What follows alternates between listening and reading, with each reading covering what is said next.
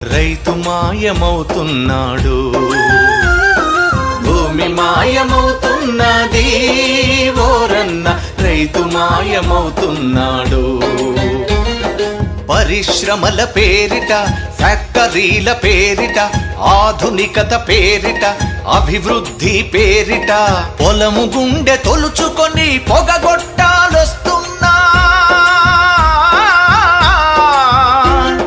పంట చేల కంఠాలకు ఉరితాళ్లే పడుతున్నా.